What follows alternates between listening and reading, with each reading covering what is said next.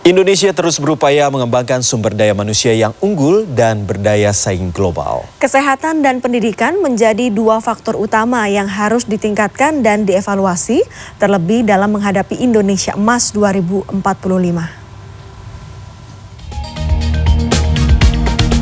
Menurut data BPS, angka kemiskinan di Indonesia pada Maret 2024 adalah yang terendah selama satu dekade terakhir, yakni 9,03%.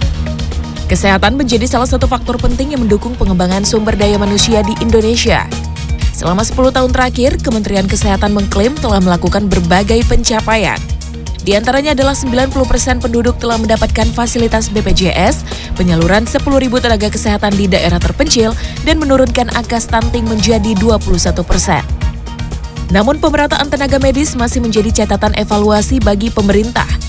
Jumlah dokter umum di Indonesia masih kurang 120.000 orang. Demikian pula dengan dokter spesialis yang jumlahnya kurang dan 59% diantaranya berada di Pulau Jawa.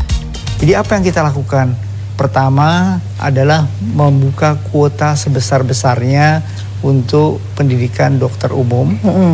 Kemudian yang kedua, sehingga jumlah penerimaan lebih banyak. Kemudian membuka fakultas kedokteran baru dengan menggunakan sistem academic health survey.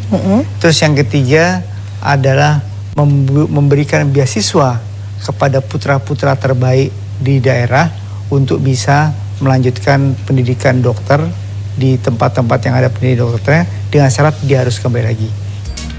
Sementara Kemendikbudristek pun mengklaim selama 3 tahun belakangan telah menerapkan kurikulum Merdeka Belajar yang mampu meningkatkan kompetensi literasi dan numerasi pada siswa. Selain itu, Kemendikbudristek juga menyediakan beasiswa dengan Kartu Indonesia Pintar untuk mengurangi angka putus sekolah. Namun, evaluasi terhadap masih tingginya angka pengangguran menjadi pekerjaan rumah di masa depan. Kita memberikan keleluasaan lebih kepada satuan pendidikan, kepada sekolah, kepada perguruan tinggi untuk mengembangkan kurikulum. Tidak semuanya harus dari pusat. Karena yang tahu lapangan itu adalah daerah sekolah. Ya? Jadi mereka perlu melakukan analisis lebih mendalam apa sih yang dibutuhkan.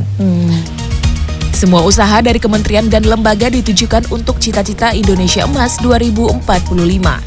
Kami melihat bahwa berbagai regulasi yang diarahkan untuk menyatukan semua, misalnya ketika kita bicara tentang stunting ada perpresnya, bicara tentang vokasi ada perpresnya. Yang ini merupakan bagian dari Kementerian Kemenko PMK untuk mengkoordinasikan dengan KL yang terkait. Segala upaya kerjasama pemerintah pusat dan daerah diharapkan dapat terus tersinkronisasi demi terwujudnya SDM unggul yang berdaya saing global.